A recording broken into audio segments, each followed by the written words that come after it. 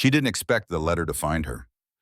People like Claire Hansen weren't supposed to be located by anything official, not by mail carriers, not by collection agencies, certainly not by inheritance notices. But that November morning, huddled with Emma beneath the overhang behind Morrison's Diner in East Nashville, she watched a woman in a county jacket scan the alley with the determined confusion of someone who refused to believe an address could simply not exist. The woman held an envelope the way people hold live birds, careful but committed. Claire's first instinct was to disappear.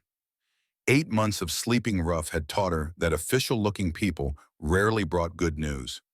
The embossed seal on the envelope caught the weak morning light. Tennessee Department of Probate Services.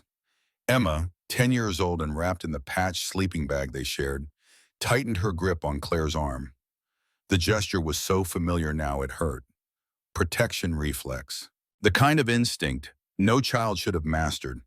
The woman's eyes found them. Recognition flickered across her face, followed immediately by the careful neutrality of someone trained not to judge circumstances. She approached slowly, boots crunching on gravel and frost. Claire Hansen. The name sounded strange spoken aloud. Claire had spent so many months being invisible that hearing herself acknowledged felt like being caught doing something wrong. Who's asking?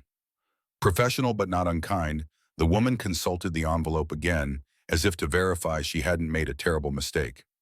County Probate Office. I've been trying to reach you for 3 months. 3 months. The distance between late summer and the first morning, the ground had frozen beneath their feet. The gap between sleeping in parks and sleeping behind dumpsters when the parks closed for the season. The woman extended the letter. It's about your grandmother, Margaret Hansen. The name landed like something physical. Margaret. A voice from childhood that Claire had spent 17 years trying not to hear. The small cabin in the mountains. The smell of pine sap and old wood smoke. The relentless way Margaret talked about the land like it had memory, like stones could hold grudges and trees could testify. Claire took the envelope slowly. Her fingers were stiff from cold and the particular exhaustion that came from never sleeping deeply enough to feel rested. She passed, already knowing, had known somehow for 2 years without anyone telling her. The certainty had arrived one winter morning as a feeling that something fundamental had shifted in the world, like a weight being lifted from a scale she didn't know she was balancing. The woman's face softened. 2 winters ago, the estate was delayed, complications with the property records. But you're listed as the last living heir. The property transfers to you. Property, the word felt absurd. Margaret had owned a sagging mountain shack in 80 acres of steep Tennessee woodland that nobody wanted. She died poor. Everyone knew it. The county had tried to take the land for back taxes twice while Claire was still a teenager, and Margaret had fought them both times with a fury that made grown men uncomfortable.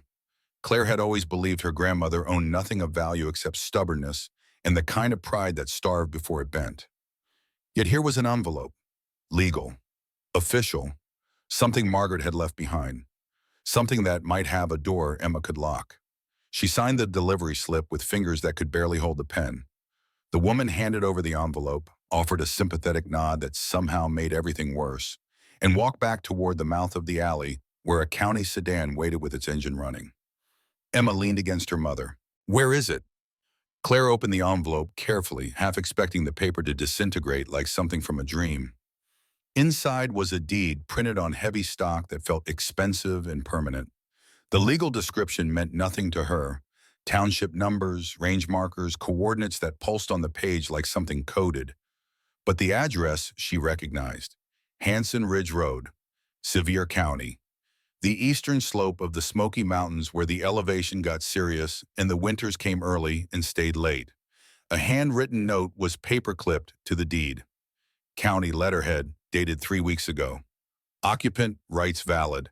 Beware structural weakness. Outbuilding condemned 1998. No taxes owed until reassessment. The kind of bureaucratic warning that tried to sound helpful but carried the faint smell of liability protection.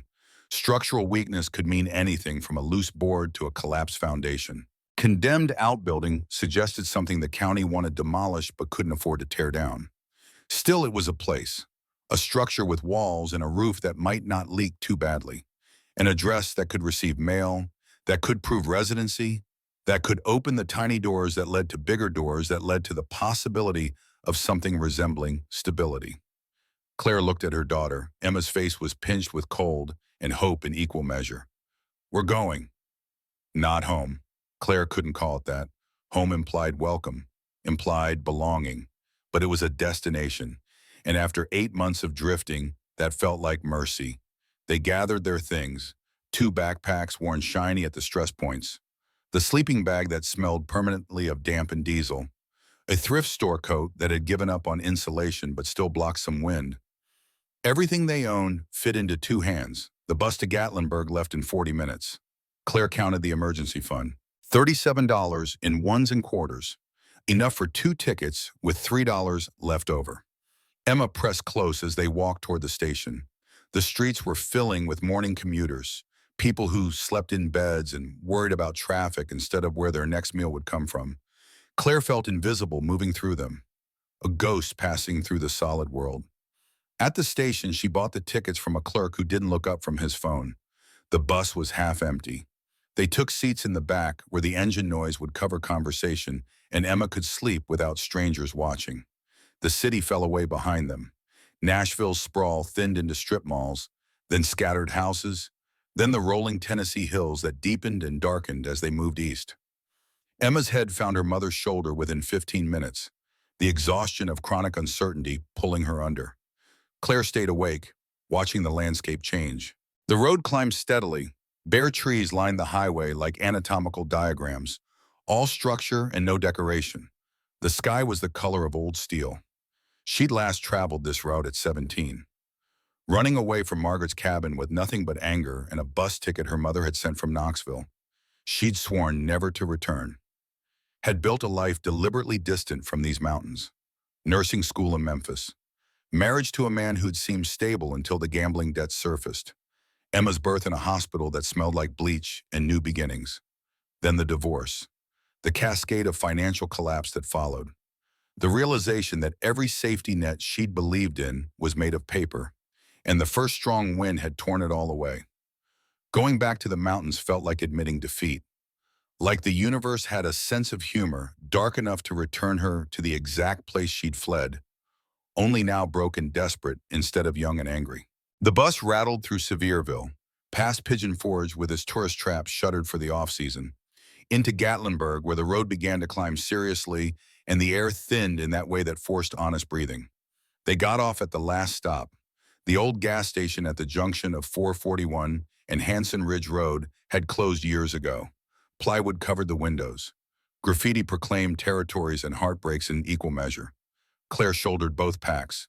Emma walked beside her without complaint, though her legs had to be aching. The child had learned not to complain about physical discomfort. There were harder things to endure than tired muscles. Hanson Ridge Road was gravel and mud. It climbed through second-growth forest that crowded close on both sides. The trees here were older than the ones near Nashville, thicker, darker. They stood in the particular silence of mountains in late autumn, after the birds have migrated, but before the snow muffles everything into absolute quiet. Emma's breath clouded in front of her. What was she like? Grandma Margaret? Claire picked her words carefully. The truth was complicated. Margaret had been fierce and strange and utterly convinced of things that sounded like paranoia until you lived in the mountains long enough to understand that isolation bred its own kind of clarity. Stubborn, kind in ways that didn't look like kindness. She believed the mountain taught you what you needed to learn. What did you learn? The path curved around a washout. Claire stepped over it automatically, muscle memory from childhood guiding her feet. I didn't stay long enough to find out. The lie tasted familiar. She'd learned plenty. That poverty was a trap that closed slowly enough you didn't notice until it was too late. That being right about something didn't matter if nobody believed you. That the world had no obligation to care about your truth, especially when your truth made powerful people uncomfortable. Margaret had tried to teach her those lessons. Claire had rejected them as the bitter philosophy of someone too stubborn to adapt. Now, 17 years later, she understood them in her bones. The path narrowed. Emma moved closer, small hand finding Claire's. They walked in silence for another half-mile. The forest opened gradually. Through the thinning trees, Claire saw it. The house looked exactly as bad as she'd feared, and somehow worse than memory suggested. The roof sagged in the middle like a tired spine.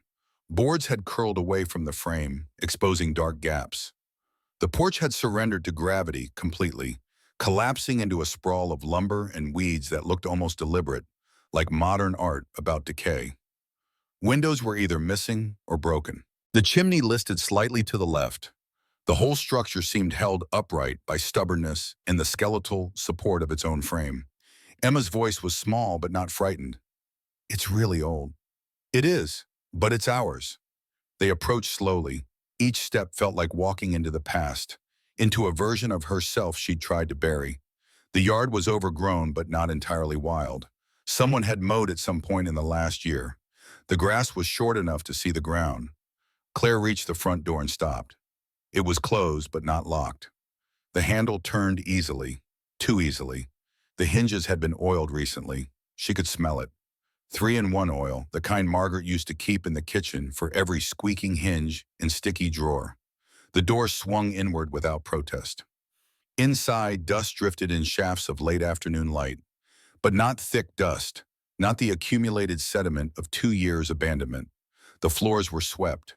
The corners were clear. Someone had been here. Recently. Regularly. The living room still held Margaret's rocking chair. The runners were cracked, but the frame was solid. A cast-iron stove hunched in the corner, its surface clean of rust. The air smelled of old wood and something else. Time. The wild time Margaret used to hang in bundles from the ceiling beams. Emma walked in slowly, eyes wide. "It's like a story, one with ghosts." Claire set the packs down near the stove. Her voice came out quieter than intended. "Maybe, but we're the living ones here." The kitchen was through a doorway that had never had a door. The counter was rough-hewn wood, worn smooth by decades of use. A dry sink, a hand pump that probably didn't work. Shelves with a few dusty mason jars still lined up like soldiers. Claire tried the pump. It resisted, then gave. Water coughed out brown, then cleared. Cold and mineral sharp. Someone had kept the well maintained. She opened drawers mechanically. Looking for what, she didn't know. Proof of occupancy, evidence of life. The third drawer stuck. Claire worked it gently until it slid open. Inside was a single folded piece of paper. Heavy stock, the kind Margaret saved from important letters and reused for her own purposes. Claire unfolded it with hands that wanted to shake. The handwriting was unmistakable. Margaret's cramped, deliberate script. The letters formed with arthritic fingers but absolute intention. "If you're reading this, you found your way back. Good. The mountain's been waiting." Nothing else. No explanation. No sentiment. Pure Margaret. Say what needs saying. Nothing more. Claire tucked the note into her pocket. Her chest felt tight in a way that had nothing to do with the cold. From the living room, Emma called out, "Mom, there's wood for the stove." A stack of split firewood sat beside the cast-iron stove. Dry, recently split, the cut surfaces still pale. Claire stared at it. Margaret had been dead for 2 years. Someone was maintaining this house. Oiling hinges, splitting wood, keeping the well clear. She pushed the thought aside. Survival first, mysteries later. They built a fire. The first match caught quickly. The kindling took with the eager hunger of dry wood and cold air. Within minutes, warmth began seeping into the room. Emma pulled the sleeping bag close to the stove and sat cross-legged, soaking in heat like a plant leaning towards sunlight. Claire found candles in a kitchen cabinet. 3 thick pillars, barely used. She lit them as darkness pressed against the windows. The house transformed in candlelight. Shadows softened the decay. The worn surfaces looked lived in rather than abandoned. She explored while Emma warmed herself. The hallway behind the kitchen was narrow and creaky. Each board announced her weight with sounds that ranged from whisper to complaint. At the end of the hall was the bedroom she'd shared with her mother during the brief years they'd lived here. Before her mother decided the mountains were suffocating and dragged 7-year-old Claire to Knoxville in search of something better that never materialized. The iron bed frame was still there. A quilt faded to the color of old newsprint covered the mattress. Dust lay thick on the windowsill, but the floor had been swept. The same pattern. Recent maintenance, deliberate care. Claire approached the bed slowly, sat on the edge. The frame creaked, but held. Under the pillow, her fingers found paper, an envelope, sealed, her name on the front in Margaret's handwriting. She opened it carefully in the candlelight. Inside was a photograph and another note. The photograph was Claire at 7, standing in the same yard holding a bucket of wild blackberries. Her face was smeared with purple juice and huge smile. She remembered that day with painful clarity. The sun hot on her shoulders. Margaret teaching her which berries were ripe by feel as much as color. The satisfaction of a bucket filled by her own small hands. The note was brief. You were right to leave. I was wrong to keep secrets, but some truths need time to ripen. Cedar Ridge Trail, Marker 7, follow Ranger. He remembers what I couldn't tell you. Claire read it 3 times. Cedar Ridge Trail ran behind the house, deeper into the mountain. Marker 7 was about a mile up. She remembered it, a boundary marker from when the land was surveyed decades ago. But Ranger, Margaret's horse, a chestnut gelding she'd kept until he was ancient by horse standards. He would have been 26 when Margaret died. No horse survived 2 years alone in these mountains, except the wood was fresh split, the floor was swept, the hinges were oiled. Claire folded the note and photograph carefully, put them in her pocket with the first note. Evidence of Margaret reaching across death with the same stubborn insistence she'd brought to everything in life.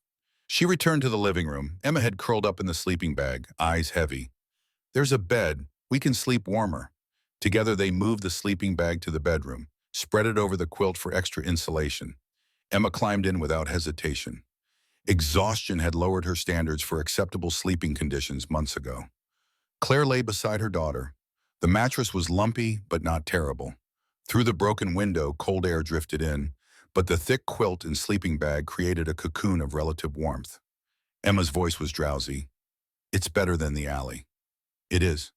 Are we staying? The question hung in the dark. Claire had no answer. Staying required plans she didn't have, resources that didn't exist, solutions to problems she hadn't begun to solve. For now, rest. Emma's breathing deepened within minutes. The absolute sleep of childhood, when the body demanded unconsciousness and got it regardless of circumstance. Claire stayed awake. The house settled around them with the particular sounds of old wood adjusting to temperature changes. Beams contracting, joints shifting, the vocabulary of a structure that had weathered decades and wasn't ready to quit yet. Through the window she could see the tree line, dark shapes against slightly less dark sky, the mountains rising beyond like the curved backs of sleeping giants.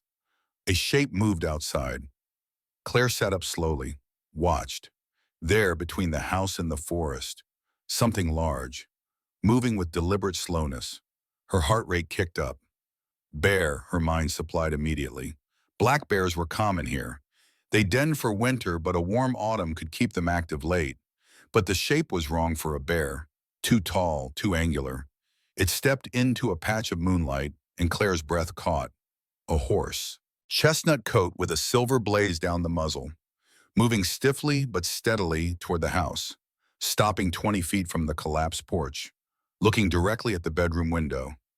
Ranger. Impossible. Margaret's horse. 28 years old minimum.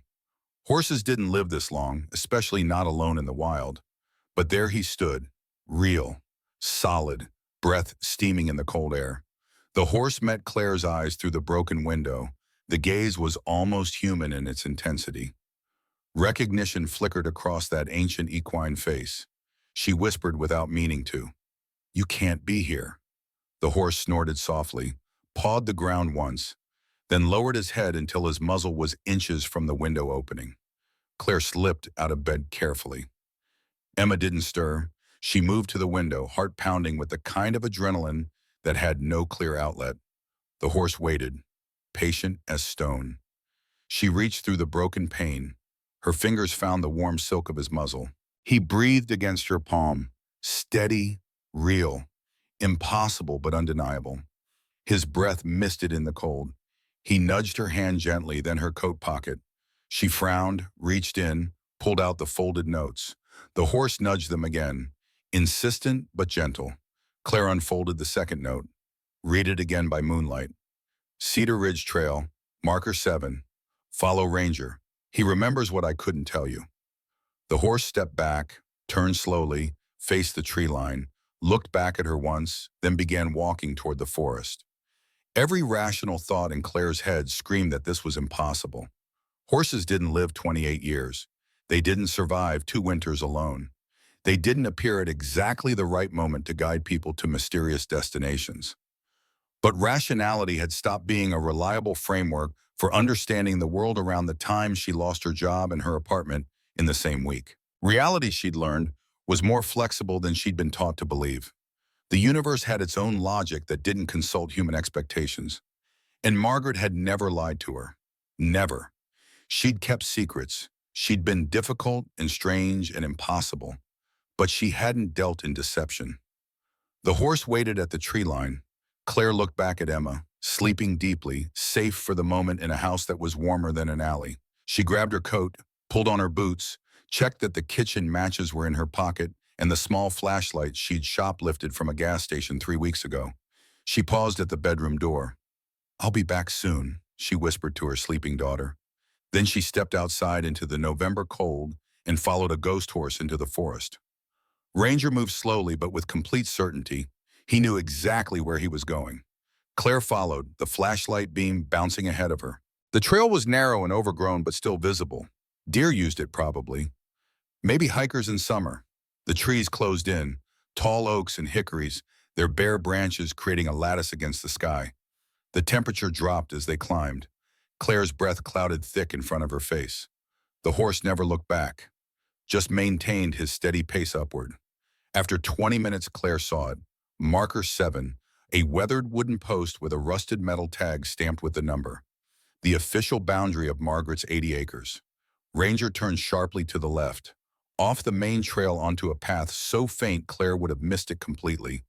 They pushed through undergrowth. Branches caught at Claire's coat. The ground was uneven, rocks hidden under leaves waiting to turn an ankle. Then the trees opened into a small clearing. In the center stood a structure Claire had never seen before, or had forgotten so completely it felt new. A small building. Stone walls, maybe 10 feet by 12. Old. Older than the house, she could tell by the style of masonry. The kind of construction that predated modern tools. Hand-cut stone fitted together with the patience of people who measured time differently. The wooden door hung slightly crooked. Deep scratches marked its surface. Not weather damage. Something had tried to get in with metal tools recently. The gouges were fresh, the wood pale where it had been cut. The horse stopped in front of the building, turned to face Claire, waited. She approached slowly. The door had a simple latch, rusted but functional. She lifted it. The door swung inward with a groan of metal and wood that hadn't moved in decades. The smell hit first. Damp wood, rust, and underneath, something else. Metallic, faintly sweet, like minerals dissolved in water that had sat too long. She raised the flashlight. The beam cut across a room stacked floor to ceiling with wooden crates. Military style, stamped with faded logos and text. Claire stepped inside, her heart hammered against her ribs. The nearest crate bore a marking she could still read despite decades of fade. Summit Mining Corporation. Confidential, 1987. Her mind raced. Summit Mining, the company Margaret used to rant about. The thieves who stole from the mountain. The liars who drilled where they had no right. Everyone in town had thought Margaret was paranoid. The county had dismissed her claims. The company had threatened her with lawsuits for defamation. But here were crates, dozens of them, stamped with Summit's logo, hidden in a building nobody knew existed.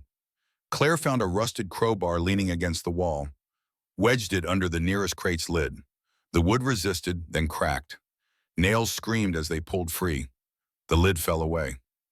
Inside, wrapped in canvas that had kept them protected for decades, were metal cylinders. Dozens of them, each about 18 inches long, 2 inches in diameter. Heavy. She lifted one carefully. It was warm. Not room temperature. Genuinely warm, like it held some internal heat source. Stamped into the metal cap were numbers, a date, 03-15-1987, and coordinates, not addresses, geographic coordinates in degrees and minutes. She unwrapped another cylinder. Same type, different date, different coordinates. These were core samples, geological surveys, drill cores taken from deep underground. The kind of thing mining companies use to assess mineral deposits. Emma's voice echoed in her memory from earlier that evening. What if it's nothing? Claire stared at the cylinders, at the crates stacked to the ceiling, at the Summit Mining logo repeated on box after box. This wasn't nothing. Margaret had been right. About the drilling, about the trespass, about all of it. And she'd hidden the proof in a place nobody would find it until Claire came home. Behind her, Ranger snorted sharply, his ears pinned back, muscles tensed under his coat. Claire spun. Through the open door, in the darkness beyond the clearing, something moved. Not an animal. The weight was wrong, the rhythm too deliberate. A branch cracked, loud in the night silence. 50 yards away, maybe less. Then another sound, fabric brushing against bark, boot sole scraping on stone. Someone was out there, watching. Ranger backed away from the doorway. The horse's fear was contagious, primal. Claire grabbed the nearest core sample, shoved it into her coat pocket, snatched 2 more for good measure. She pulled the door closed as quietly as she could. The latch clicked home with a sound that seemed deafening. The footsteps stopped. In the sudden silence, Claire could hear her own pulse, Ranger's breathing, the wind in the high branches. Then deliberately a flashlight beam cut through the trees, sweeping, searching. Claire didn't wait. She grabbed Ranger's mane and pulled herself alongside him. They moved together back toward the trail, fast but controlled. Every instinct screaming to run, but knowing that running blind on this terrain in the dark would end badly. Behind them, the flashlight beam found the stone building. Held there, a voice cut through the night. Male, older, not calling out, just speaking into a phone or radio. They found it. 2 words, quiet, matter of fact. Terror spiked through Claire's chest. They, plural. Someone had been waiting for this, expecting it. She and Ranger reached the main trail. The horse broke into a careful trot. Claire ran alongside, hand tangled in his mane for balance. Her lungs burned. The core samples banged against her ribs with each step. The flashlight beam swung toward them, too far to illuminate but close enough to track movement. Then she heard the second beam, coming from another direction. Flanking. 2 people, maybe more. The house appeared below through the trees, warm light from the candles visible through the windows. Emma was in there, alone, unprotected. Claire's legs found strength she didn't know she had. She crashed through the last of the undergrowth and stumbled into the yard. Ranger stopped at the edge of the tree line, watching. His role as guide complete. Claire ran to the front door. It was still unlocked, exactly as she'd left it. She slipped inside, closed it, locked it with the old bolt that probably wouldn't stop anyone determined.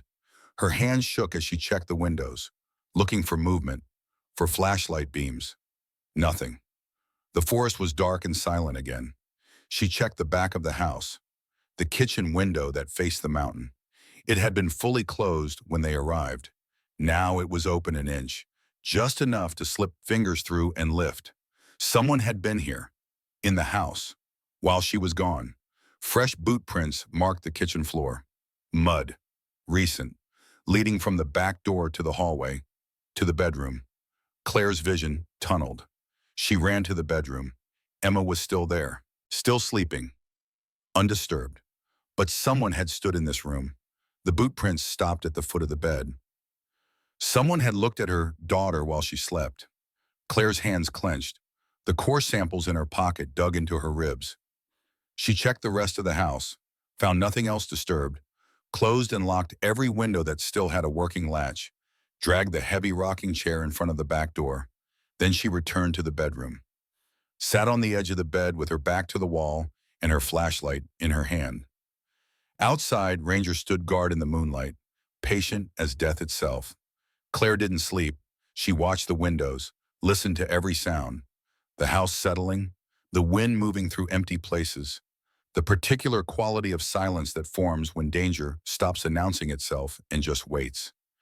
Emma slept on, innocent of the fear that had her mother's heart racing, innocent of the boot prints that had stopped inches from her sleeping face. As dawn began to gray the eastern sky, Claire's exhausted mind finally began to process what had happened.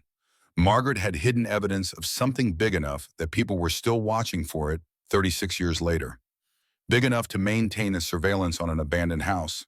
Big enough to follow Claire and her daughter the moment they arrived. The core samples in her pocket suddenly felt heavier than their actual weight. Whatever Margaret had discovered, whatever Summit Mining had done, it wasn't over. And now Claire and Emma were standing directly in the middle of something they didn't understand. The mountains held secrets, Margaret used to say. They remembered what people tried to forget. Claire stared at the tree line as the sun rose behind it, painting the bare branches golden red. She believed it now. The mountains remembered, and someone else remembered too. Morning arrived cold and sharp. Claire sat against the bedroom wall, still dressed, the flashlight dead in her hand. Emma woke slowly, blinking in the gray light filtering through broken windows. The child took in her mother's rigid posture without comment. 8 months homeless had taught her to read danger in silence. Claire's voice came out rougher than intended. "We need to go into town." She wrapped one of the core samples in a kitchen towel. The metal cylinder felt warm even through the fabric, a physical impossibility that her exhausted mind couldn't process. The other 2 samples she hid beneath a loose floorboard in the bedroom closet, covering them with the same dust and debris that had concealed the hiding spot. They ate stale crackers from Emma's backpack, drank water from the hand pump. The normalcy of breakfast felt obscene given what Claire had witnessed in the dark. Outside, Ranger stood exactly where he'd been at dawn. The horse's presence should have seemed impossible, but Claire's capacity for disbelief had limits, and she'd exceeded them sometime around 2 in the morning. She approached him carefully, laid her palm against his neck. "Thank you." The horse's ear flicked. He lowered his head to graze the short grass, unconcerned. The walk into Gatlinburg took 90 minutes. Emma asked no questions, a restraint that hurt worse than curiosity would have. They passed 2 other hikers on the trail down. Both offered friendly nods. Normal people doing normal things in a world that felt anything but. The town smelled of wood smoke and tourist season emptiness. Most shops were closed until spring. The few locals on the streets moved with the efficiency of people conserving energy for the long winter ahead. The library sat on a side street, brick and glass, built in the optimistic expansion of the 80s. Claire pushed through the double doors into warm air that smelled of old paper and floor wax. Behind the circulation desk, a woman with steel gray hair, twisted into a tortoiseshell clip, looked up sharply. Her eyes were the pale blue of deep ice, assessing and immediate. "You look like you need answers, not directions." Claire set the wrapped core sample on the desk. The towel fell away. The woman's expression shifted, not surprise exactly. Recognition mixed with something darker. "I haven't seen one of those in decades." Her fingers didn't touch the cylinder, but they hovered close enough to feel the residual warmth. Claire kept her voice level. "I found crates of them, behind my grandmother's house." The librarian's gaze sharpened. "Who was your grandmother?" "Margaret Hanson." The name landed like a stone in still water. Ripples of memory crossed the woman's face. She stood slowly, movements deliberate. "Margaret came here once, 15 years ago, maybe more. She was shouting about stolen land, corporate theft. She had documents, maps, samples like this one." The woman's voice dropped. "We called security, had her removed. She was making the other patrons uncomfortable." Shame colored the admission. The specific regret of someone who'd chosen order over truth and lived long enough to question the choice. "I'm sorry, we should have listened." Claire's throat tightened. The apology meant more than the woman could know, proof that Margaret hadn't been paranoid or delusional, just early. "Can you tell me what this is?" The librarian studied the cylinder. "Drill core sample, geological survey. I worked for the Forest Service before this job. We used them to assess mineral deposits." She gestured toward the back of the library. "Dr. Walsh is here today, retired geology professor from University of Tennessee. Tuesdays are his map days. He'd know more."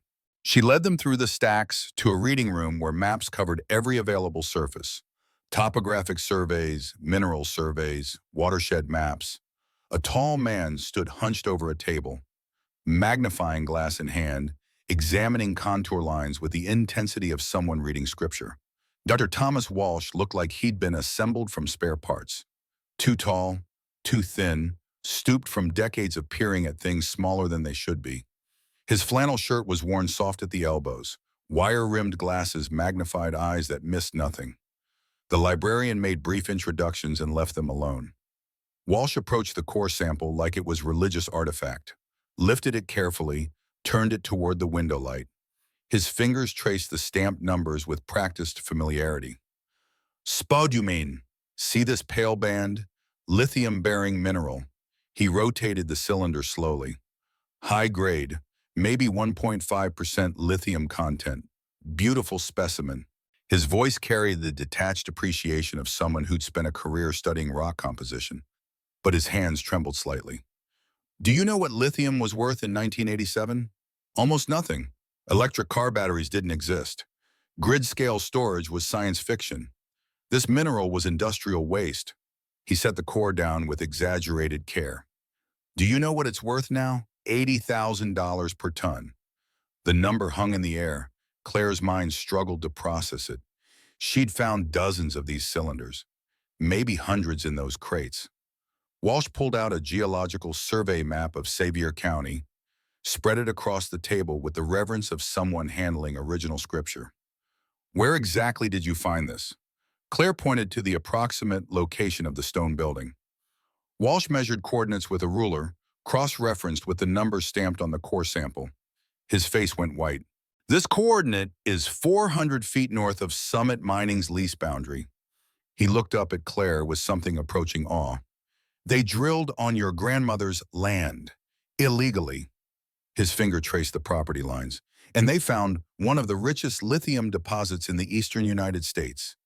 Emma had been silent throughout, but now she moved closer to study the map. Her small finger followed the property boundary. How much is under our land? Walsh did rapid calculations on a notepad, numbers accumulated with terrifying speed. Your grandmother owned 80 acres. Based on this core depth and lithium content, I'd estimate 2 to 3 million tons of recoverable ore. He wrote a final figure and pushed it toward Claire. Current market value somewhere between $160 and $240 million. The room tilted. Claire gripped the table edge. Your grandmother was sitting on a fortune, and Summit Mining stole it. The word should have brought triumph, vindication for Margaret's decades of accusations. Instead, Claire felt the weight of understanding settle across her shoulders. People had followed them last night, watched the house. Someone had maintained that property for 2 years, keeping it ready, waiting. For this. For evidence worth more than most people saw in 10 lifetimes. Walsh was already moving, gathering maps, pulling reference books from shelves. You need legal representation. Someone willing to fight a corporation with deep pockets and no conscience. He scribbled an address on a scrap of paper. Sarah Chen, best litigation attorney in 3 counties. She handles cases on contingency, which means you don't pay unless you win. The address was local, a white house on Oak Street converted to office space. Walsh's eyes were bright with something Claire recognized as righteous anger. Margaret tried to tell people 30 years ago. Nobody listened because she had no proof they couldn't destroy or discredit. He tapped the core sample. Now you have proof. Don't let them silence you the way they silenced her. The walk to Sarah Chen's office took 10 minutes. The White House sat behind a crooked sign that read, "No appointment, no problem," in hand-painted letters. The front porch doubled as a waiting room, empty at midday. Inside smelled of coffee and old wood. A woman in her early 40s sat behind a desk buried under case files. Her black hair was pulled into a severe bun. Dark eyes assessed Claire and Emma with the clinical efficiency of someone who'd learned to judge character quickly. Sarah Chen didn't waste time on pleasantries. Sit. Tell me everything. Claire laid out the sequence. The inheritance, the stone building, the crates stamped with Summit Mining logos. Walsh's analysis, the men in the forest, the boot prints in the house. She produced the core sample. Chen examined it without touching. Dr. Walsh sent you? Yes. Then the mineral analysis is solid. He's the best we've got. Chen pulled a yellow legal pad from a drawer, started taking notes in shorthand that looked like encryption. Mineral trespass. Statute of limitations is 10 years from discovery. You discovered it 2 days ago. Clock starts now. She leaned back, fingers steepled. Summit Mining Corporation, current market capitalization $4.8 billion. Their Tennessee lithium operation generates $600 million in annual revenue. The numbers were delivered flatly, without emphasis, just facts that needed stating. Built entirely on reserves they extracted from land they didn't own. Chen slid a contract across the desk. I work on contingency. If we win or reach settlement, I take 33%. If we lose, you owe nothing. She tapped the core sample with one manicured nail. But this has teeth, real teeth. Are you prepared for what that means? Claire's voice was steadier than she felt. Tell me. Summit will fight. They'll claim the samples are forged, the coordinates falsified. Your grandmother was mentally incompetent. They have lawyers whose only job is making problems disappear. Chen's expression hardened. They'll investigate you, dig into every mistake you've made, every vulnerability. They'll use your homelessness, your divorce, anything that makes you look unstable or desperate. She glanced at Emma. They'll question whether you're a fit parent, whether you're using your daughter to gain sympathy. The threat was delivered clinically, but Claire felt it like a physical blow. Emma's hand found hers under the table. Can they take her? Not if we're prepared, not if we document everything, follow every rule, and build a case so airtight they can't find oxygen. Chen pushed the contract closer. I've been waiting 15 years for a case like this. A clear villain, compelling facts, and a plaintiff whose story matters. She met Claire's eyes. But I need to know you won't break, because they will come at you with everything, and I mean everything. Claire thought about the boot prints by Emma's bed, the men in the forest, the 2 years someone had watched that house waiting. They already started.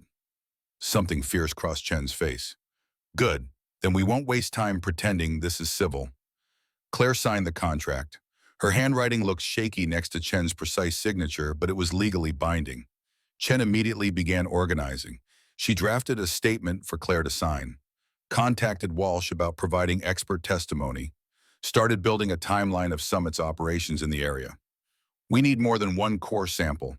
We need to document everything in that building before Summit can claim it's contaminated evidence.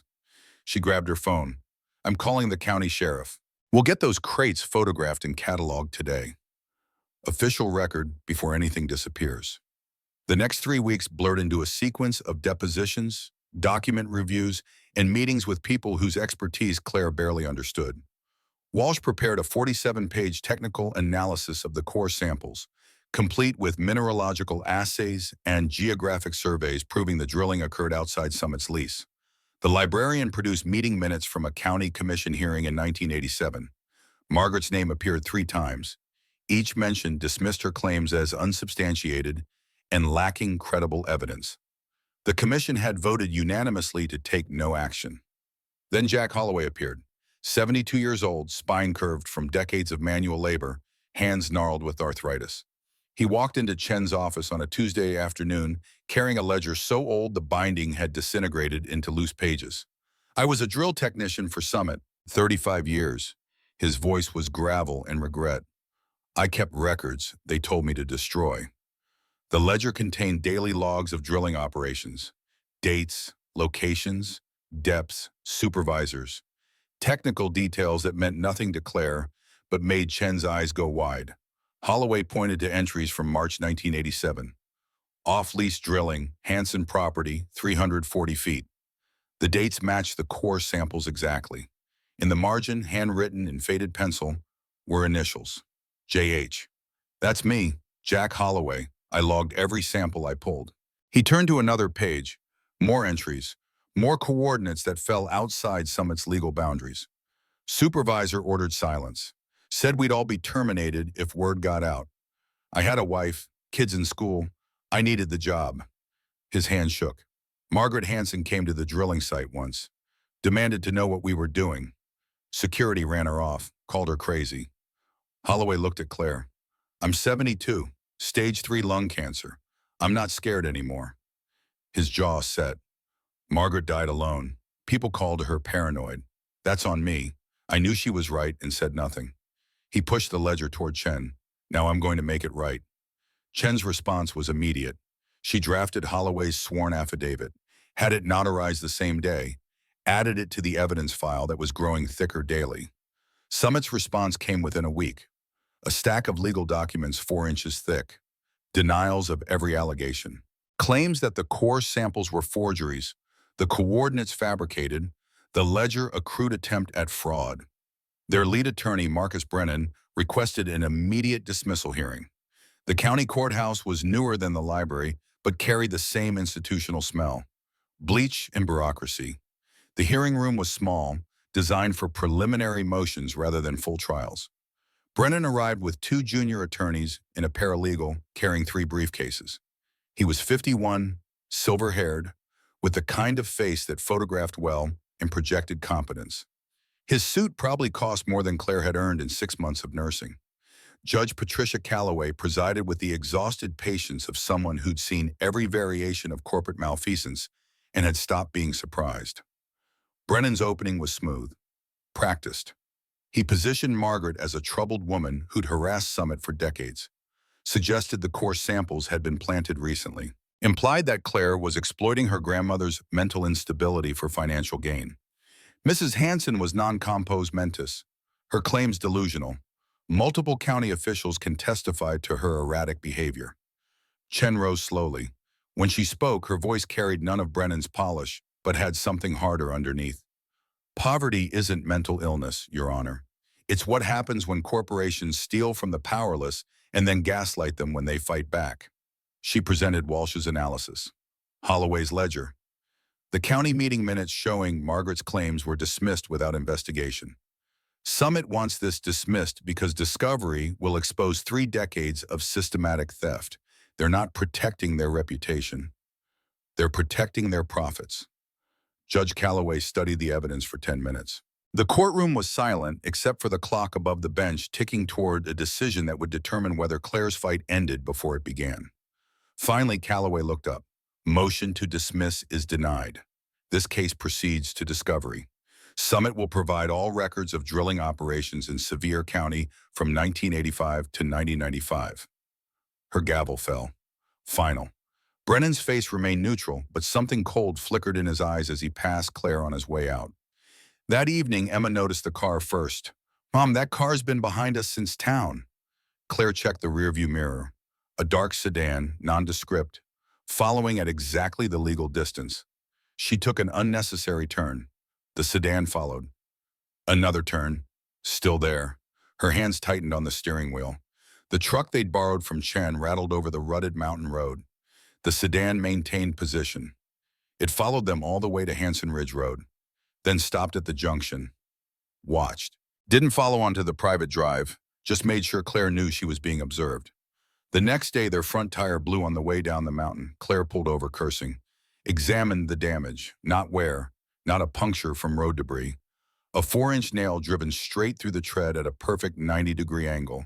She walked the road, found 5 more nails, placed at even intervals across the gravel. Deliberate, calculated.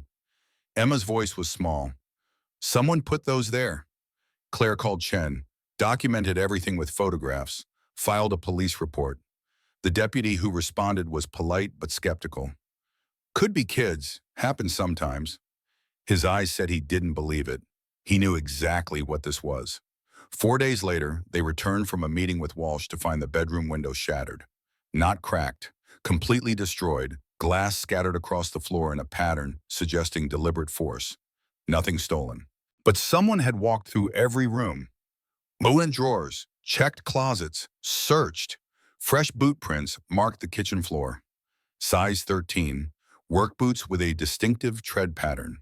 The prints led from the back door through the hallway to Emma's bed. Stopped there. Claire photographed everything. Called the sheriff. The same deputy responded. This time he didn't suggest kids. You should consider staying somewhere else until your legal situation resolves. Translation, you're making powerful people uncomfortable, and I can't protect you. The electrical service cut off 3 days later. Claire called the utility company. Outstanding balance of $840. I paid that 2 weeks ago. Our records show non-payment, Service restoration requires 7 to 10 business days after balance clears. Chen made calls, discovered the payment had been misrouted by a system error, demanded immediate restoration, got promises but no action. They lived without electricity, used the wood stove for heat, candles for light, the hand pump for water. Emma adapted with the resilience of children who'd already survived worse. But Claire saw the fear creeping back into her daughter's eyes, the hypervigilance that had started to fade returning with doubled intensity. On a Thursday evening, an SUV blocked the road. Claire stopped the truck 30 feet back. Ranger, who'd taken to following them partway down the mountain each morning, tensed beside the vehicle. A man stepped out, hands visible, movements non-threatening. Marcus Brennan, dressed down in jeans and a wool coat, looking almost approachable. "Miss Hanson, I think we should talk." Claire killed the engine but didn't get out. "We have nothing to discuss outside court." Brennan approached slowly, stopping at a respectful distance. "I'm not here in an official capacity. This is neighbor to neighbor." His smile was practiced, sincere enough to be insulting. "We both know where this is heading. Years of litigation, mounting legal costs, uncertainty." He leaned against his vehicle with calculated casualness. "Summit is prepared to offer $500,000. Cash settlement. You sign over mineral rights, we part as friends." The number was enormous, life-changing. Everything Claire hadn't had for so long, the concept felt theoretical. That's generous compensation for what amounts to a property dispute. Claire's laugh was sharp. "If you're offering $500,000, the land is worth 10 times that." Brennan's expression didn't change, but something hardened behind his eyes. "Court is unpredictable. Juries are fickle. You could spend 3 years fighting and walk away with nothing." He pushed off the SUV, took a single step closer. "Think about your daughter. She needs stability, certainty. That money provides both. What it provides is silence." Brennan's professional mask slipped fractionally. "Mountain roads are dangerous, Miss Hanson. Accidents happen, especially in winter, especially to people who aren't familiar with the terrain anymore." The threat wasn't even thinly veiled. It was there. Naked and deliberate, Claire held his gaze. "If I make a mistake, it'll be mine. Not because someone scared me into it." She restarted the truck. Brennan stepped aside, but his voice followed her. "You're making enemies you can't afford." 2 days later, Emma was walking home from the bus stop. The route was a mile of gravel road through forest. She'd made the walk dozens of times. A black pickup drove slowly beside her. Matching her pace, the passenger window rolled down. "Tell your mom smart people take the money. Kids need safe homes, not legal battles." The truck accelerated away before Emma could respond. She ran the last quarter mile, burst into the house shaking. Claire called Chen immediately, then the sheriff, then the FBI field office in Knoxville. Witness intimidation. A federal crime. An agent took Emma's statement, documented the vehicle description, promised investigation. But promises didn't stop the black pickup from appearing again 2 days later, parked at the end of Hanson Ridge Road. Just visible from the house. Watching. The fire started at 2 in the morning. Claire woke to the smell of smoke. Not wood smoke from the stove. Chemical. Wrong. She ran to the window. The stone building was burning. Flames 50 feet high, turning night into orange day. She grabbed her phone, called 911, then sprinted toward the blaze. Ranger was already there, circling the perimeter, panicked but unable to approach the heat. The fire was too hot, too fast, professional. Claire tried to get close with a bucket from the well, but the intensity drove her back. Dr. Walsh appeared from the direction of his property half a mile away. Jack Holloway from the opposite direction. They formed a line, passing buckets, but it was futile. The volunteer fire department arrived 20 minutes later. By then, 40% of the building had collapsed. The remaining structure was unsalvageable. As dawn broke over smoking ruins, a state fire investigator walked the perimeter with a camera and evidence bags. He found the gasoline can in the underbrush. Size 13 boot prints in the mud. Tire tracks from a vehicle that had parked 50 yards away. Professional arson. Someone knew exactly what they were doing. But 60% of the crates had survived. The core samples Claire had removed were safe. The ledger was in Chen's office safe. The evidence was diminished but not destroyed. The investigator photographed everything, documented the accelerant placement, the timing designed for maximum damage with minimal risk of spreading to the main forest. Chen arrived as they were bagging evidence. Her face was stone. They're rattled, desperate, which means they're scared. She turned to Claire. Good. Fear makes people sloppy. Walsh provided detailed documentation of the remaining crates, photographed and cataloged each core sample. His report grew to 83 pages. Irrefutable, the FBI opened an official investigation into the arson, subpoenaed phone records, found a private investigator named Douglas Mercer whose calls pinged off cell towers near the property the night of the fire. Mercer's bank account showed a $25,000 wire transfer from a Summit Mining Consulting account 3 days before the blaze. Pressure mounted. Summit stock dipped 2% on rumors of an investigation. Shareholders demanded answers. The CEO faced awkward questions during a quarterly earnings call. Then Chen's phone rang. She put it on speaker in her office. Claire and Emma present. This is Marcus Brennan. I'm calling to discuss settlement. Chen's voice was ice. I'm listening. $3.2 million. Final offer. Your client signs a comprehensive release, transfers mineral rights, and this ends. The number was staggering, more than Claire had imagined possible. I'll need to review the terms with my client. Fine, I'm having the contract couriered today. You have 48 hours. He hung up. The contract arrived 3 hours later. 47 pages of dense legal language. Chen read it twice, then a third time with a yellow highlighter marking sections. She looked up at Claire. Section 14, subsection C, non-disclosure agreement. Perpetual and binding on you and your heirs. She flipped pages. You can never discuss this case. Never write about it. Never mention Summit Mining in any public forum. Emma inherits that silence. More pages. Future claims waiver. You give up any right to sue for additional damages, even if evidence emerges of worse conduct. She set the document down. They're offering $3.2 million to bury a $200 million crime. The room was silent except for Emma's breathing and the tick of the wall clock. Chen's voice was careful. It's your decision. This is life-changing money. I won't judge whatever you choose. Claire stared at the contract, at the number with all those zeros, at the signature line that would end the fear and the watching and the boot prints by her daughter's bed. She thought about Margaret dying alone, called crazy by people who refused to see truth when it made them uncomfortable. The mountains remembered what people tried to forget, but only if someone refused to let the forgetting happen. Claire pushed the contract back across the desk. Tell them no. Chen drafted the counteroffer that same evening. Her fingers moved across the keyboard with surgical precision, building demands that would either force Summit into real negotiation or expose how much they feared discovery. $4.5 million. No non-disclosure agreement. Mineral rights limited to underground extraction only. Surface and water sources untouchable. A written admission that Summit conducted off-lease drilling on Hanson property between 1987 and 1991. $200,000 for a scholarship fund bearing Margaret's name. She sent it at midnight. The timestamp deliberate. Let them know she worked harder than they did. Brennan's response came at 6 the next morning. Your client is overreaching. We'll see her in court. But the offer wasn't withdrawn. That was the tell. Summit still wanted settlement. They just needed to be forced into accepting they couldn't dictate terms. The FBI agent assigned to the arson case was named Patricia Voss, mid-40s, sharp-eyed, with the particular wariness of someone who'd spent 2 decades watching powerful people avoid consequences.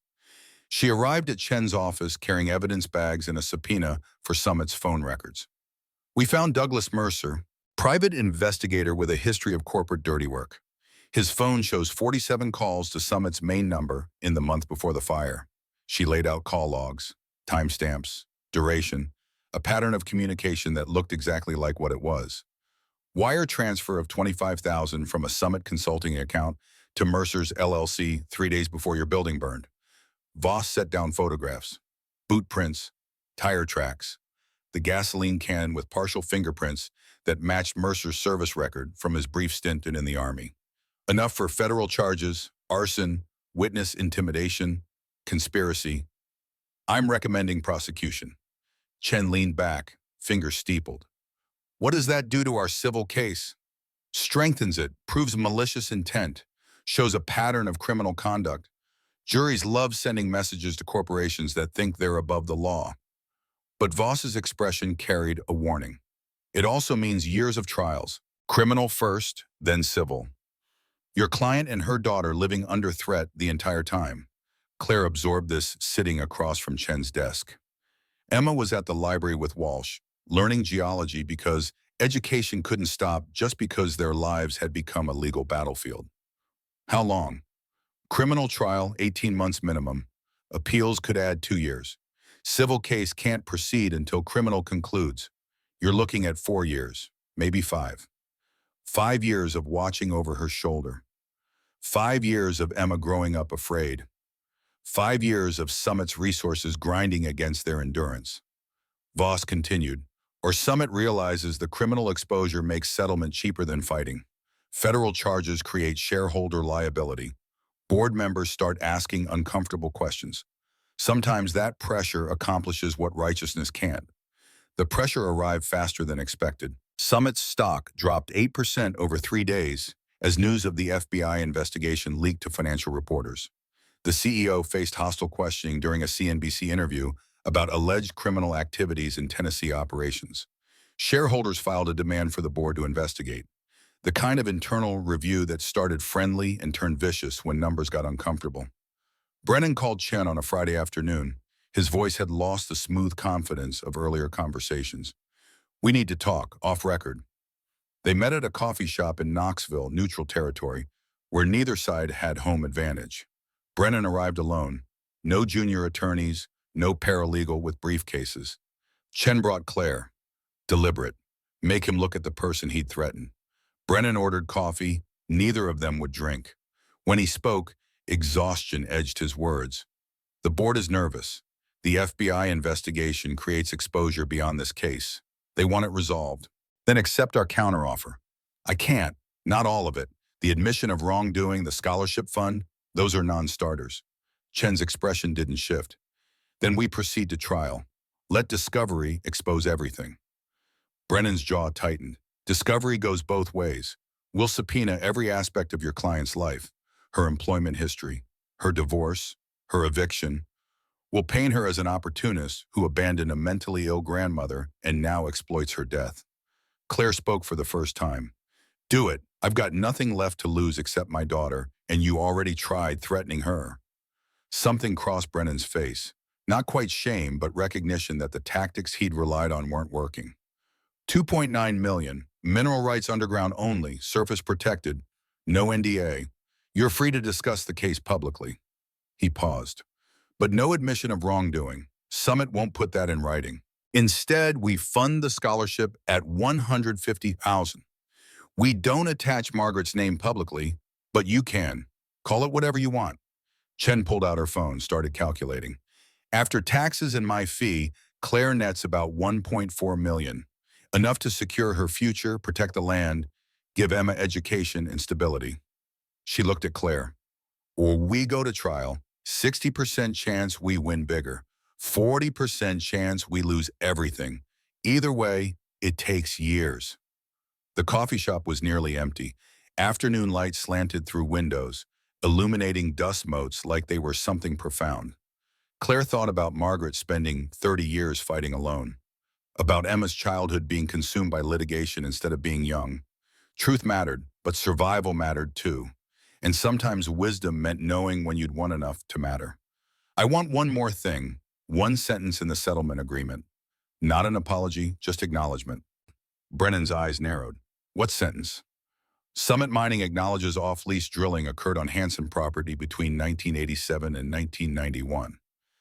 The lawyer's face went carefully blank. That single sentence would be admissible in other cases. Would open Summit to liability from every property owner adjacent to their operations. Would cost them millions in future settlements. That's not minor. That's a landmine buried in contract language. Then detonate it now or risk worse in discovery. They sat in silence. Brennan's coffee grew cold. Outside, traffic moved past in the indifferent rhythm of a city that didn't care about the negotiations happening in this corner booth. Finally, Brennan pulled out his phone, made a call that consisted mostly of listening, his face growing tighter with each passing second. He hung up. They'll do it. One sentence, buried in Section 22, subsection F.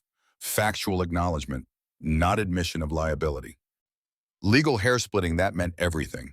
Chen spent the weekend reviewing the revised settlement, 47 pages that she annotated with 2 colors of highlighter and extensive margin notes. On Monday, she presented Claire with a summary. Total settlement, $2.9 million. Federal taxes at 24%, state at 5%.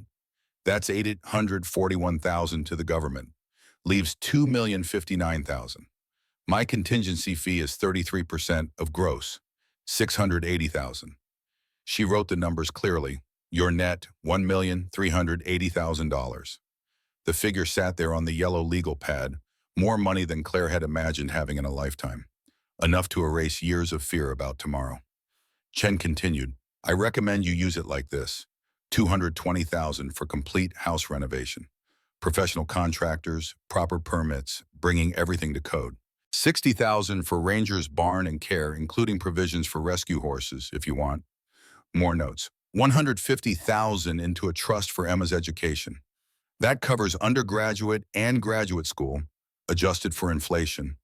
$250,000 for a conservation easement through Tennessee Land Trust. Locks the property forever, prevents any future mining. She looked up. $200,000 in emergency savings, high-yield accounts, FDIC insured. $500,000 in diversified investments, index funds, bonds, boring and safe. The plan was comprehensive, practical, built by someone who understood that sudden money destroyed people who didn't respect it. This gives you security without making you wealthy enough to be reckless. You'll need to work eventually, but not desperately. Emma grows up stable. The land stays protected. Claire signed the settlement agreement that afternoon. Her signature looked shaky next to the corporate attorney's confident scrawls, but it was legally binding. The wire transfer hit her new bank account at 3:47 p.m. on a Tuesday. $2,059,000. The number on the screen looked fictional. Chen took her fee immediately. Professional, clean. She'd earned every dollar fighting a corporation that outweighed them by billions. The first thing Claire bought was new boots for Emma, then a winter coat that actually insulated, small things that represented the distance they'd traveled from sleeping behind dumpsters. The story broke 3 days later. Someone leaked the settlement terms to the Knoxville News-Sentinel. Claire suspected Holloway, who'd spent 35 years watching Summit evade consequences and seemed determined to ensure this time was different. The headline was brutal. Mining giant admits decades of illegal drilling and secret settlement. The article detailed the core samples, the off-lease drilling, Margaret's ignored warnings. It quoted Section 22, subsection F verbatim. That single sentence Summit had tried so hard to avoid. The Nashville Tennessean picked it up. Then the Chattanooga Times Free Press. Regional papers hungry for a David and Goliath story with corporate malfeasance and vindication for a woman dismissed as crazy. Summit's stock dropped another 6%. The CEO announced his retirement, effective immediately, a resignation that fooled nobody. Shareholders demanded investigations. The board retained an outside counsel. Internal emails started surfacing in discovery for other cases, showing executives knew about the illegal drilling and authorized cover-ups. 3 families in surrounding counties came forward with their own stories of suspicious drilling, trespassing surveyors, and warnings from Margaret Hanson that they dismissed. A class action lawsuit formed.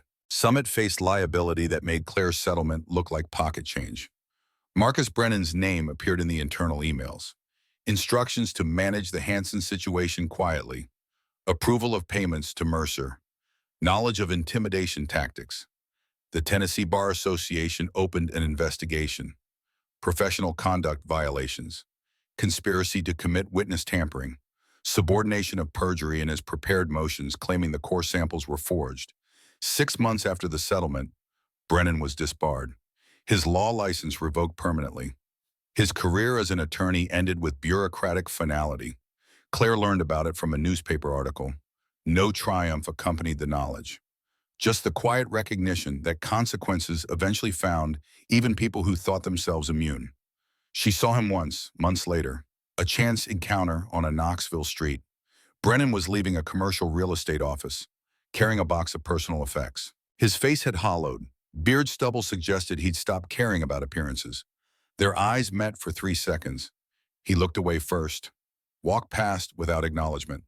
That was the moment. Not courtroom drama or public shaming, just a man who'd wielded power carelessly, discovering it could be taken away. Douglas Mercer fared worse. Federal charges for arson and witness intimidation. 15 years minimum. He took a plea deal that still meant 8 years in a medium security facility. Summit Mining closed their Tennessee operations 6 months after settlement, called it operational restructuring. Everyone understood it as retreat. 200 people lost jobs. The town of Gatlinburg felt the economic impact immediately. Local resentment toward Claire grew in direct proportion to unemployment numbers. Someone spray-painted "Greed kills jobs" on the side of Chen's building. The grocery store owner refused to sell to Claire. Emma got shoved in the school hallway by a classmate whose father had worked Summit's processing plant. The cost of justice wasn't just legal fees and emotional exhaustion. It was neighbors who stopped waving, people who'd once been friendly crossing the street to avoid conversation, but others stepped forward quietly. The librarian brought Emma books without being asked. Walsh invited Claire to community meetings about watershed protection. Holloway organized a fundraiser for the families who'd lost Summit jobs, and Claire contributed anonymously. 18 months after settlement, the house transformation was complete. The roof was new, metal panels and deep charcoal that would outlast Claire and probably Emma.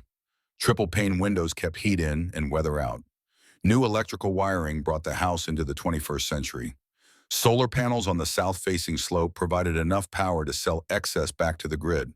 The porch was rebuilt from pressure-treated lumber and composite decking that wouldn't rot. A fresh coat of cream paint made the exterior look intentional rather than accidental. Inside, the floors were refinished oak. The kitchen had granite counters and cherry cabinets.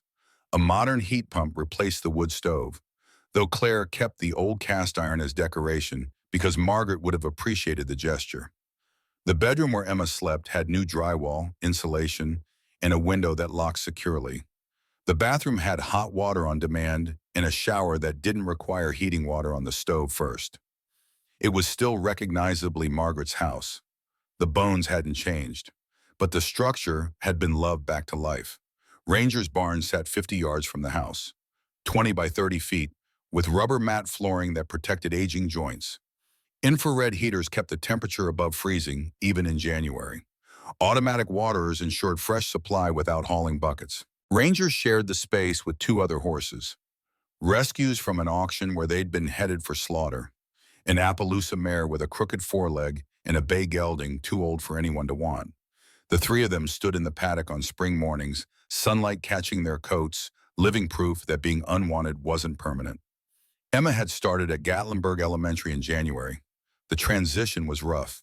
She was behind in math, ahead in reading, and carried the social wariness of a child who'd learned not to trust easily. But she made 1 friend, then 2.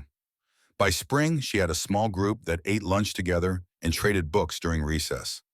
Claire enrolled in an online nursing program. Her license was still valid, just dormant. 6 months of coursework would bring her current with practice standards. The local clinic had already indicated interest in hiring her once certified. The conservation easement was finalized in March of the 2nd year. $250,000 to Tennessee Land Trust in exchange for permanent protection. The 80 acres could never be developed, logged commercially, or mined. The agreement bound Claire, Emma, and every future owner in perpetuity. Summit's mineral rights, acquired through the settlement, reverted to state ownership when the company abandoned its Tennessee operations. The governor quietly transferred them to the Department of Conservation, ensuring they'd never be exploited. The stone building that had burned was rebuilt, not restored, transformed. It became a memorial, funded partially by the settlement and partially by community donations that surprised Claire. People who'd known Margaret, who remembered her warnings, who felt ashamed they hadn't listened. Walsh and Holloway installed a bronze plaque beside the entrance. Margaret Hanson, 1941 to 2023, keeper of proof. Below it, smaller text, She told the truth before anyone profited from hearing it.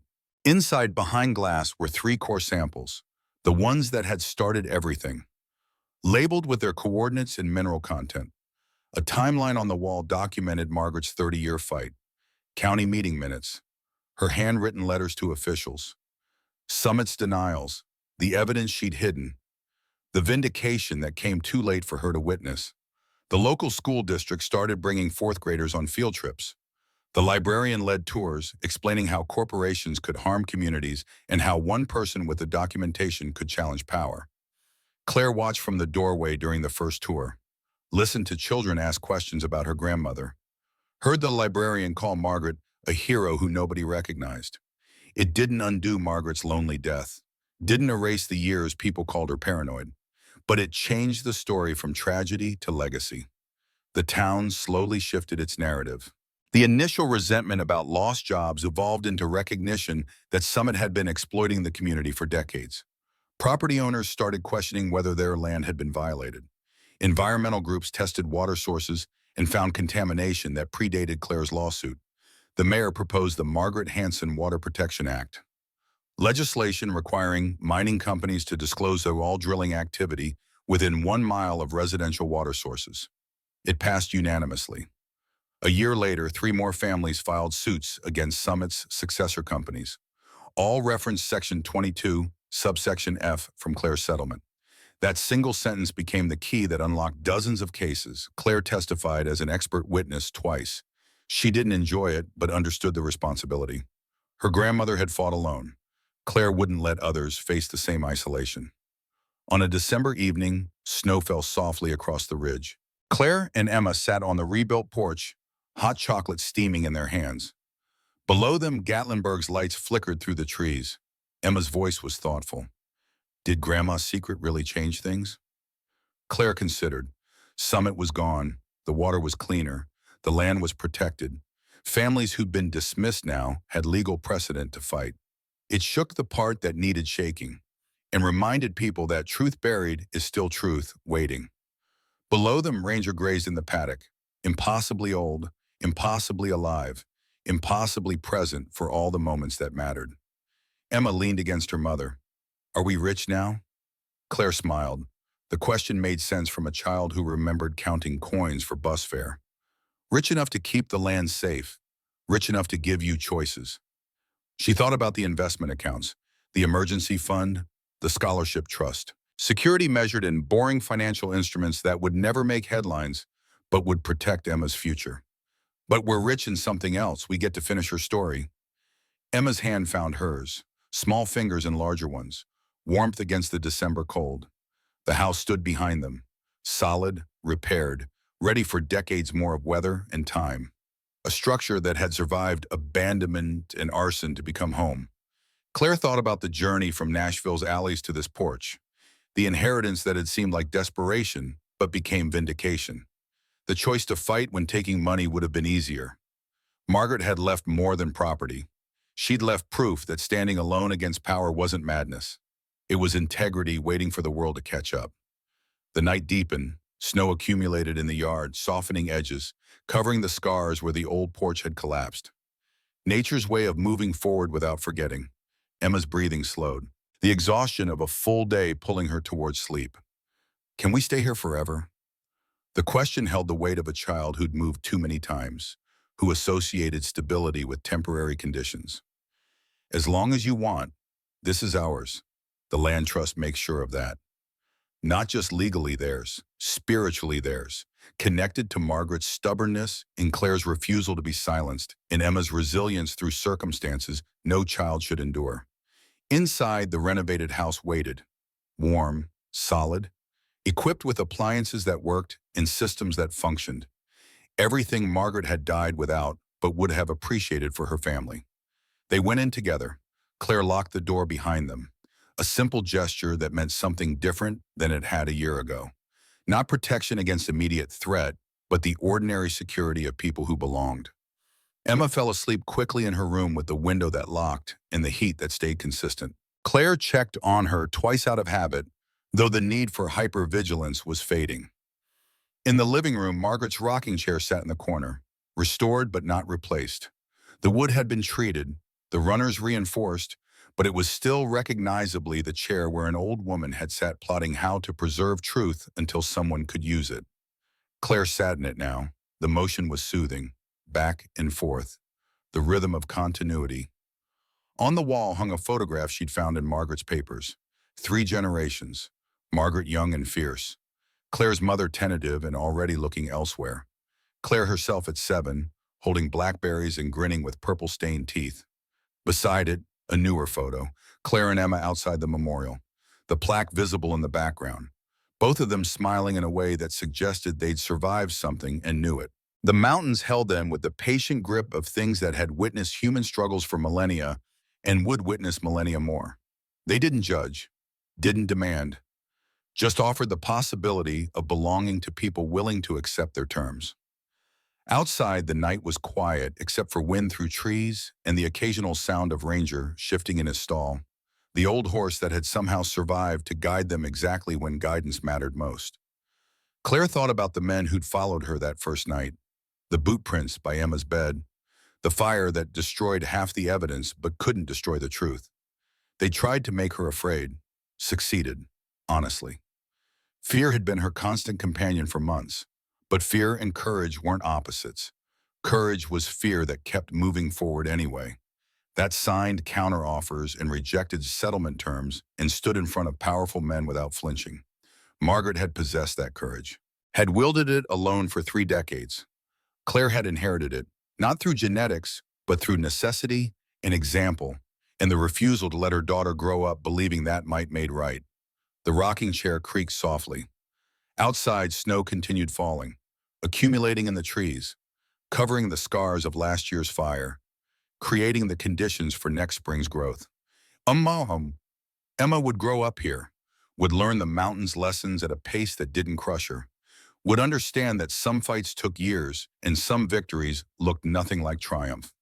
She'd know her great-grandmother not as a crazy old woman, but as someone who protected truth when nobody else would, who died before vindication, but died right.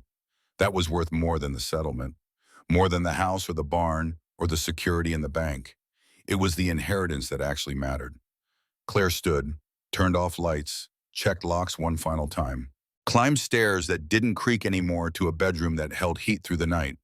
Through the window, she could see the memorial building, dark now but present, solid. A monument to the idea that one person with evidence could challenge institutions designed to silence them. The mountains remembered, Margaret used to say. They held secrets in stone and soil, waiting for someone patient enough to listen. Claire had listened, had followed an impossible horse to hidden evidence, had made choices that prioritized truth over comfort. The consequences had been real, the fear legitimate, the cost higher than she'd anticipated. But lying in bed in a house that was warm and paid for and permanently protected, with her daughter sleeping safely down the hall, Claire understood what her grandmother had known all along. Some truths demanded telling regardless of personal cost, not because the telling would be rewarded, but because silence was corrosion. It ate away at the foundation of what it meant to live with integrity. Margaret had told the truth when it cost her everything and gained her nothing. Claire had told it when the stakes were different, but the principle identical. And Emma would grow up understanding that integrity wasn't convenient. It was necessary, the bedrock that everything else built upon. Outside, the wind shifted. The temperature dropped. Winter settling in with the absolute commitment of Tennessee mountain weather. But inside, the house held warmth. The structure Margaret built and Claire restored stood firm against whatever storms were coming. They were home. Finally, completely. Not because they'd found shelter, but because they'd found the place where their story and Margaret's story and the mountain story converged into something larger than individual struggle. They belonged to this land in the way that truth belonged to evidence and courage belonged to fear that refused to retreat. The mountains would remember. The memorial would teach. The protected acres would endure. And 3 generations of women who'd fought when fighting was all that remained had proven that power could be challenged and corporations could be stopped. And one person really could change everything. If they refused to be silent. If they kept the proof. If they remembered that truth buried is still truth waiting.